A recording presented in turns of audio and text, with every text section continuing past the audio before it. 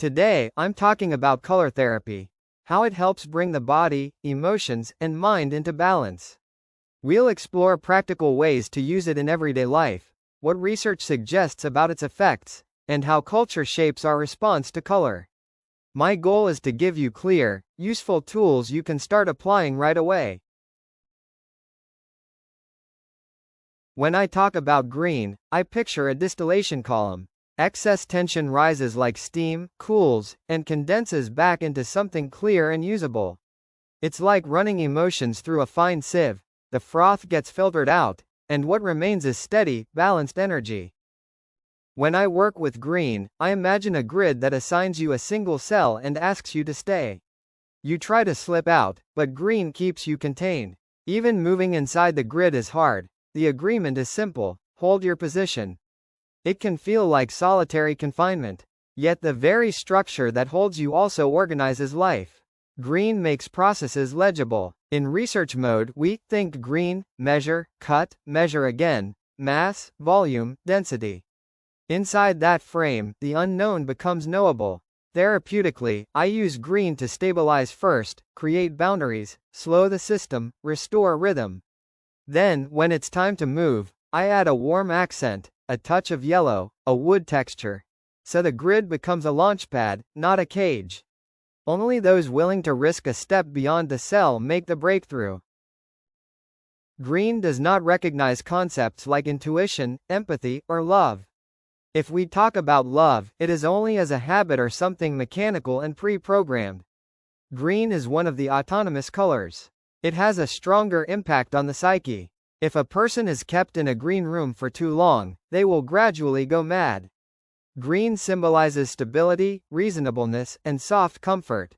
However, it is not possible to stay in it for too long because, at a certain point, you will be unable to leave.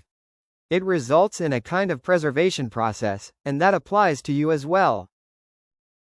When I step into green, I enter a system that favors order over spontaneity.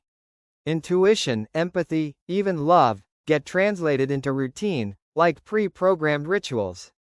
Green is an autonomous operator. It stabilizes, structures, and soothes with soft comfort. But if you stay too long inside a purely green field, that comfort can harden into confinement. Life feels preserved in place, as if your vacuum sealed inside your habits. In therapy, I borrow green for grounding and clarity. Then I open a door. A touch of warm yellow for motion, wood or skin tones to rehumanize. The goal isn't to live in the cell, it's to use its order, then step out. When I work with green, I see stability, a foundation with soft comfort. But you can't live in it forever. At some point, the very safety makes leaving feel impossible. Green preserves you in place. Think of a relationship that starts smooth and even, routines on autopilot, everything fine. Over time, autonomy fades, dependence grows, and the rules tighten. One partner sets the terms, and the option to step out feels like it's gone. In therapy, I use green to stabilize first, and then I reopen movement, adding warmer notes so order becomes a support, not a cage. People often load green with qualities it doesn't really carry: growth, development, joy, fun. In my practice, green is a stabilizer, not a party starter. In April, after a long winter, those pale new leaves feel like relief. By midsummer, that same green recedes into the background. We've simply adapted. What we crave then is contrast, the cool release of blue water and the sunny lift of golden sand. So therapeutically, I use green as the baseline, the frame that makes life legible, and I add blue for openness and gold for warmth and play, when the system needs movement again. When I work with green, I see a regulator. It quiets impulsive moves and skims off excess emotion. Green says, yes, go, but do it smoothly and within the lines. A green light authorizes motion under clear rules. In protocol, green can signal controlled welcome. You're on our ground, we'll keep this predictable. Nothing unexpected. We proceed on schedule. Even at the UN, speakers stand before deep green stone, a visual cue of order, continuity, and measured speech. Therapeutically, I borrow that quality. Use green to calm, pace, and organize. then add a warm accent so structure doesn't harden into constraint. A political organization that chooses green as its color has nothing in common with reformism, change, and liberalism.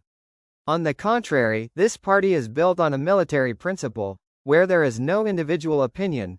There is a clear order that must be unconditionally followed. And when such a party comes to power, every social element of society will clearly occupy the niche that is pointed out from above. And getting out from under green control is very difficult. That is how the party will work, reshaping everyone according to one template. Green is the color of the billiard table felt, the color of casinos. On the one hand, green color signals that the game will proceed under the dictate of the one who laid down this felt. When green stands in the room, it says, the rules hold. Break them, and it gets dangerous. At the gaming table, green felt tamps down impulse. Swap it for red, and every loss would flare into heat and argument.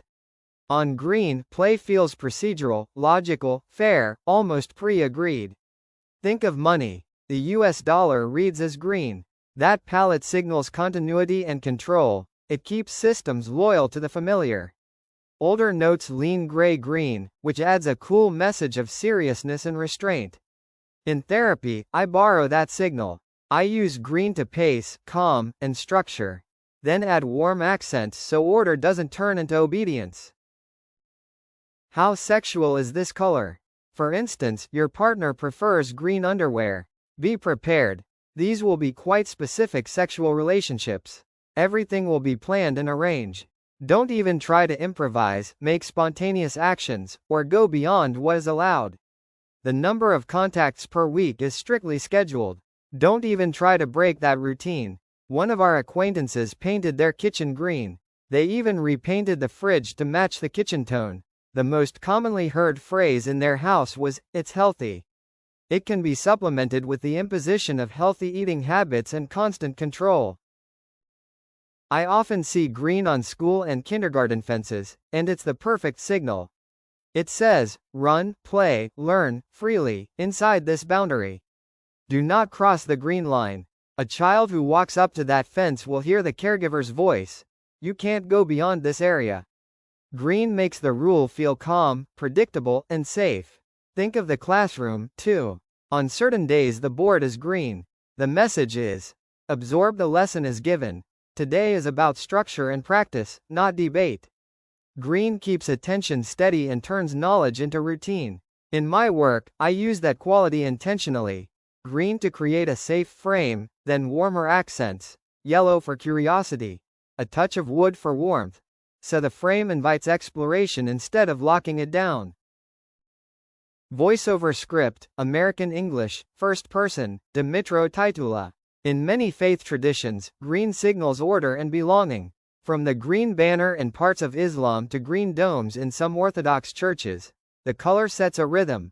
Prayers at set hours, services on appointed days. Green invites you into a system that holds you. It's easy to enter, leaving can feel costly, because the structure asks for precision, ritual, and steady obedience. From a body perspective, Max Lusher linked green with a holding response, a tightened, contained tone in the system, even vascular constriction. So in therapy, I use green to stabilize and make things predictable. Then I build an exit, a touch of warm yellow, wood, or skin tones, and explicit moments of choice, so the container stays humane and breathable. Green color doesn't so much constrict as it doesn't let go. And when it tries to break free, it gets anxious, and then the blood vessels burst. And from there, a stroke is not far off. Therefore, lovers of green color often suffer from ailments like high blood pressure, constipation, hemorrhoids, headaches, and migraines. And the risk of a stroke should not be forgotten either. Green is often used as a calming shirt. In a way, it soothes a person, making them rationally logical and rightly conscious. Green excellently restrains impulsiveness, fits of excessive aggression. Perhaps that's why this color was loved by Peter the Great, Stalin, and Lenin. People who like to surround themselves with green furniture, paint the walls of their homes in green, are thus signaling, in this territory, certain immutable laws and orders have been adopted.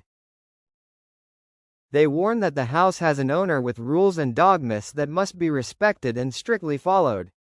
This is why adding small elements of green to a child's room, especially for overly active and emotional children, is recommended. Green will calm them down a bit and introduce a set of rules that need to be followed. For instance, going to bed at the same time each night or putting away toys before sleep. What green color lovers do not like, however, is the rapid and sudden change of the current situation, especially when someone else anticipates it faster than they do. They start to get angry and show aggression, believing that they are being deliberately shown in a bad light. People who live in green mode need time to process, to rehearse a new pattern, and only then does their system settle. Now, put green on a car and you get a subtle dissonance. Green isn't a go fast color. A car is motion by definition.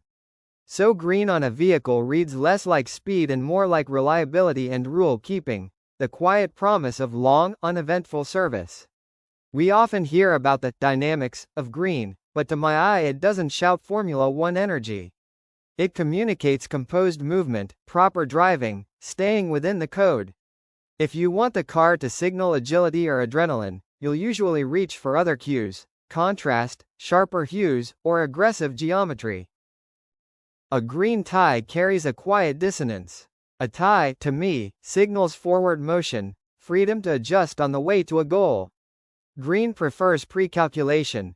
It slows the tempo and leaves little room for improv. So the pairing reads conservative and reliable, and highly predictable.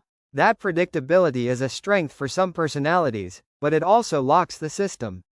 I read green as the system, the matrix itself. Like in the Matrix, when the world resolves into streams of green code, you're seeing the rules. Our planet can feel like a closed reserve, cultivating us inside a design. Green organizes reality and promises safety, until you need a door out. In practice, I use green to plan and stabilize. Then I add a warm accent or a deliberate, improv beat, so order becomes a launchpad, not a cage. One of the most common mistakes in advertising is using green out of context, or in the wrong dose. Form matters, but dosage matters more. Too much of anything stops helping. A touch of green on a beer label can suggest restraint and play by the rules. Used responsibly, it frames the ritual as orderly rather than reckless. The same logic applies to kids' products with safety cues. Small green accents can signal boundaries and care. But flood the whole surface with green and the message turns flat, over-controlled, even numbing. We've seen full green rebrands that fell short, because the color stopped guiding behavior and started dictating it. In design, as in therapy, use green to frame, and stop before it becomes the whole story. The entire metro station was completely covered in green film advertising their product. And yes, they came up with a great slogan, inviting everyone to relax, unwind, and have fun over beer at a disco. It couldn't be worse. The money spent on advertising was simply thrown away. There is no more complex mechanism of manipulating consciousness than attempting to convey an archetypal program. Very expensive and absolutely pointless activity. Imagine this. You go underground to the metro platform, and you already feel uncomfortable because you are in a tunnel, under a thick layer of earth, and now the green color compresses and narrows the corridors. Green, of course, adds reliability and calmness, but in such a situation, it somehow makes you want to run away as soon as possible. And definitely not to a fun and driving disco. Place a phone on green, and the message shifts. Reliability, longevity, quiet confidence. Green reads as, this will last, not, this is flashy. Cosmetics use that same code. The green voice says, apply twice a day, consistent, measured, proven. It's the color of procedure and promises that feel tested over time. On a green field, attention settles in the lower left, the zone of settings, rules, foundations. From there it drifts, very slowly, toward the upper right. So if you're composing an ad, anchor the trust signals where the eye lands first, and don't bury your call to action in a corner the viewer may never reach. Green wants time to be counted, sliced into clean, measurable units. The scientific mind trains us to track a moving now, tick by tick. But the tighter we measure, the farther we drift from time's lived texture. Green tries to preserve time, to hold it still and keep control. That's why you see green in ads for creams and medicines. It whispers, we can slow the clock. We can maintain what you have. In practice, I use green for regulation and routine, the steady cadence that keeps us consistent, and then I add a warmer cue, so life feels lived, not merely measured. Green watches attract the hyper-punctual, the people who never run late and judge those who do. Their day is scheduled to the minute. They also help the time blurred, the ones who run late, arrive too early, or lose track of sequence. On the wrist, green acts like a scaffold for temporal spatial movement, steady, rule-based, predictable. People who love green tend to be systems-minded. They value order, policy, and consistency. They dislike changing the rules mid-game. The upside is reliability. The risk is rigidity, patterned thinking, low improvisation, and a push to make others conform. When routines are disrupted, irritation rises, control strategies spike. So we use green to stabilize, and then we practice flexibility on purpose, adding small, improv beats, so order serves life, not the other way around. Some people simply don't resonate with green.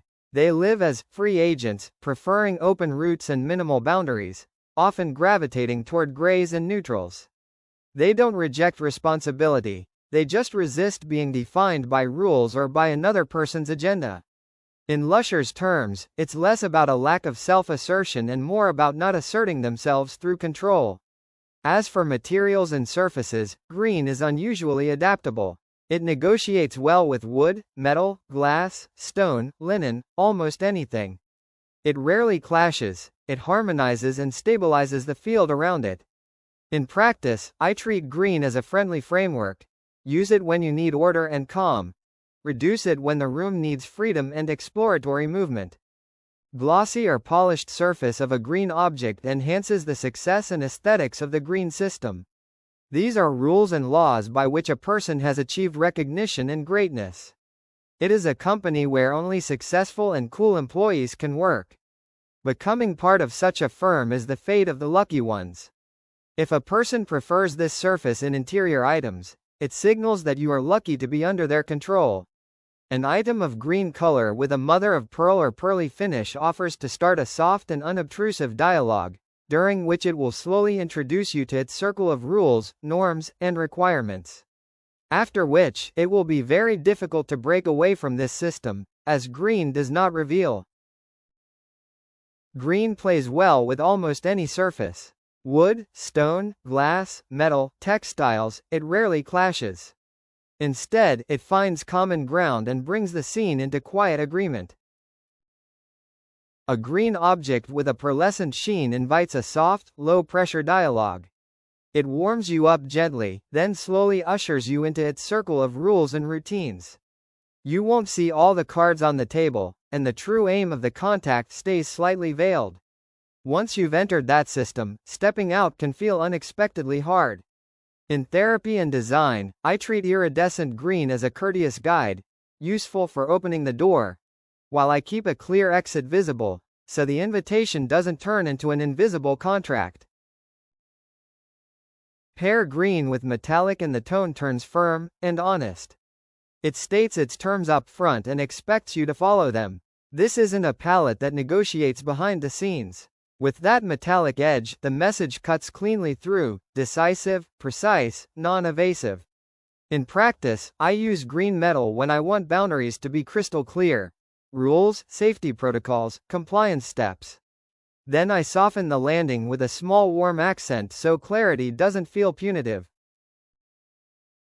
The rough green surface suggests that you are dealing with a person who loves to impose their norms, rules, and canons on others. This reminds one of people who approach passers-by on the street with their religious beliefs. Such a green color excessively needs contact and actively seeks it. It also reminds one of people who recruit conscripts for military service during wartime. When green meets white, something shifts. White aerates the field, lightens the grid, and green starts to move.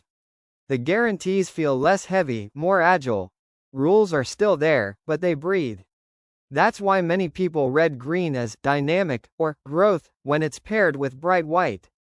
The white doesn't add emotion, it adds clarity and pace, dissolving the sense of permanence. You get motion with an order, progress without the weight of certainty. When green pairs with black, the tone firms up. Green sets the rules, black enforces them.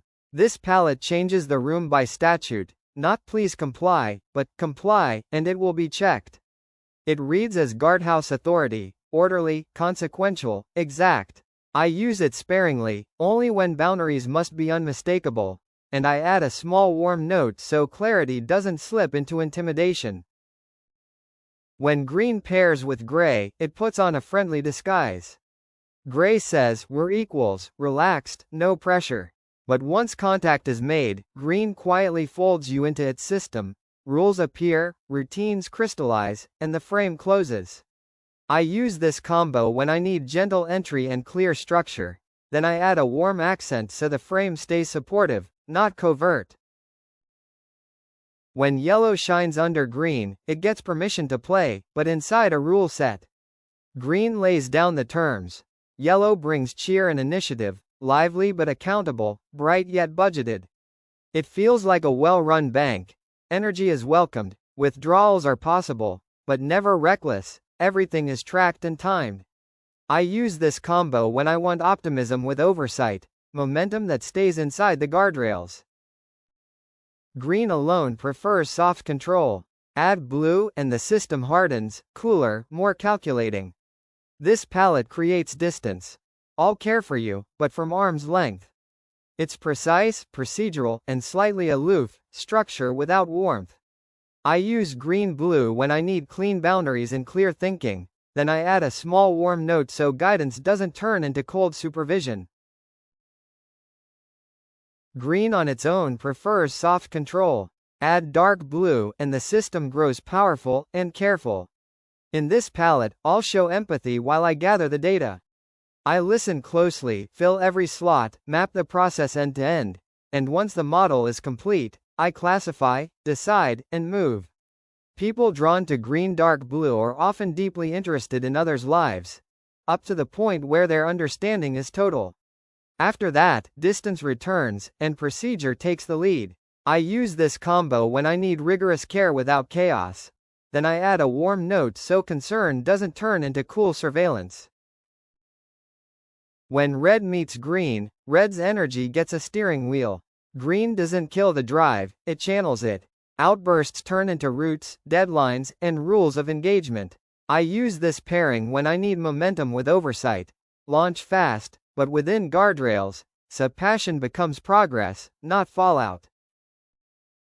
When green meets pink, structure reaches for softness.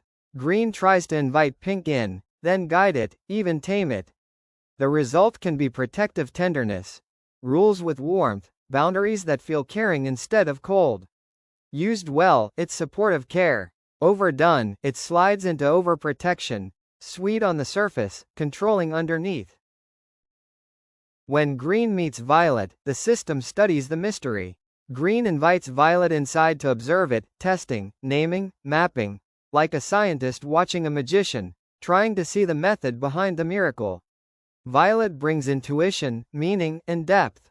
Green asks for steps, proofs, and repeatability. Together, they can turn wonder into workable practice, if green doesn't crush the magic in the process. Green felt sends a clear message: we play by the house rules.